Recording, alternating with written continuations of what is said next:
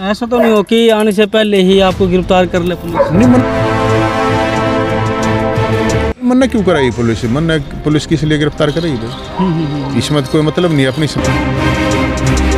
नवीन जैन है पूरा वेट कर रहा है और 6:06 कोट में बजा और मोड़ा जाऊं और ये देखो भाई बरोटे है भर रहे। देखिए समस्या देखो। ये वोट तो चाहिए हैं ईबे के लिए दिव्यांग है करीब 10 लाख वोट तो मैं बताऊं आपने। ईबे एक बात तो जो 50-60 लाख लोग तो ये इस समय दुखी कर रखे हैं, अड़ जा रखे हैं। सरकार है तो सरकार का काम है जनता की भलाई करना, उसका मिलने की तमन्ना है मुख्यमंत्री साहब और जन संवाद का इरादा है। देखो दर्शक विक्रम की राम राम और भी आप सभी का स्वागत है। तो देखिए दोस्तों, इस वक्त भी मैं रोहतक में इस वक्त में मौजूद हूँ और रोहतक में कहाँ पर हूँ मेरे पीछे आप देख सकते हैं जो बाग में इस वक्त मौजूद हूँ और नवीन जैन हमारे साथ है जुड़ चुके हैं और आज रोहतक में है शाम को 6 बजे है अभी कार्यक्रम भी जो आज एक होना है अभी सीएम खट्टर जी का जन संवाद का कार्यक्रम है। तो जो नवीन जैन है वही जन संवाद कार्यक्रम में है, वो शाम को जाने वाले हैं, यानी कि लोगों की समस्या लेकर के जाने वाले हैं। क्या नवीन जैन है भाई समस्या वहाँ पर लोगों की सुना पाएंगे या नहीं, उससे पहले है भी इनको गिरफ्तार पुलिस कर भी सकती है, क्योंकि आपको पता है कि गोवाना में जो अमित शाह आने थे उससे पहले भी है नवीन जैन को है गिरफ्तार है कर लिया गया था।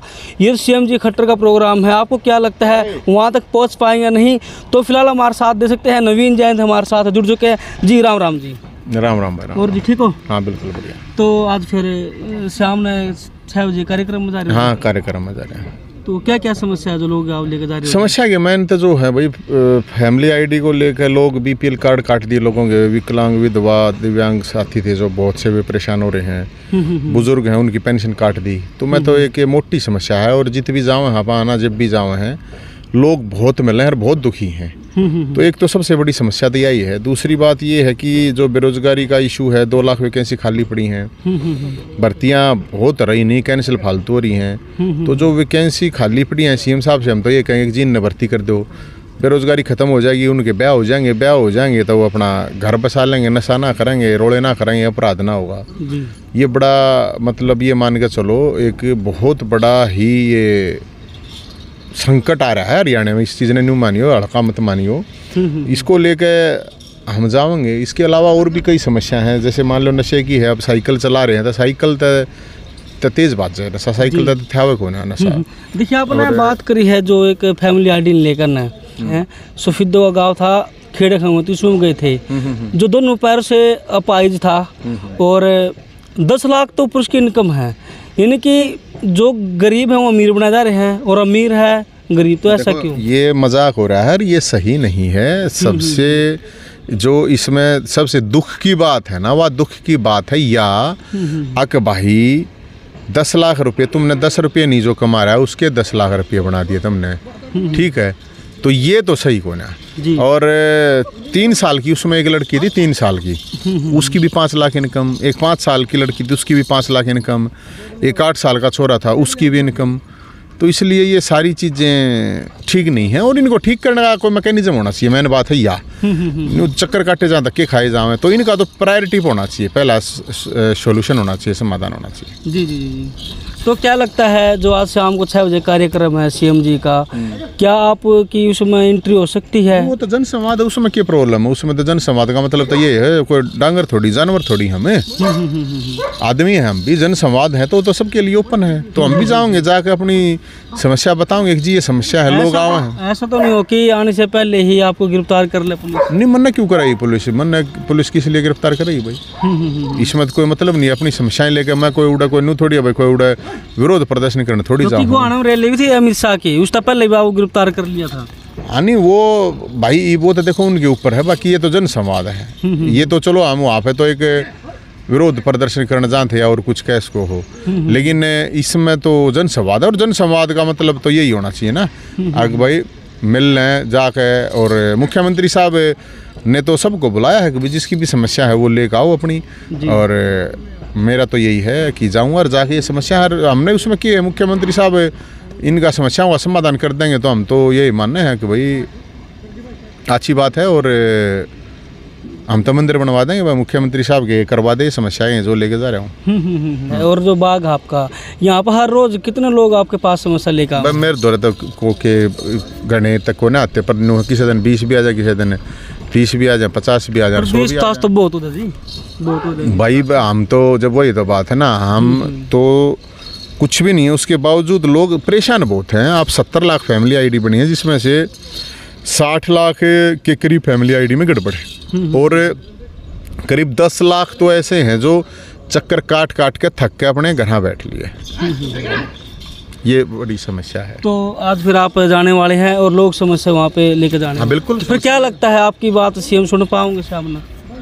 मेरे ख्याल में तो सुननी चाहिए। इसमें तो कोई इशू है ही नहीं। इसमें क्या इशू है, बताओ क्या इशू है? आपकी जो समस्या है, जनता की जो समस्या है, वो तो सुननी पड़ेगी सीएम साहब को। और अगर वो नहीं सुनेंगे तो फिर फायदा क्या है इस चीज का? जन संवाद फिर तो जन का संवाद हो गया, जनता का संवाद हो गया ना, वो तो ठीक नहीं है। और मेरे को आशा है कि मुख्यमंत्री साहब सुनेंगे और समस्याओं का समाधान भी कराएंगे। बिल्कुल हैं।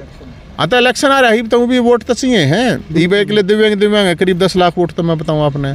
ईबे एक बात है, जो 50-60 लाख लोग तो ये इस समय दुखी कर रखे हैं, अड़ जा रखे हैं।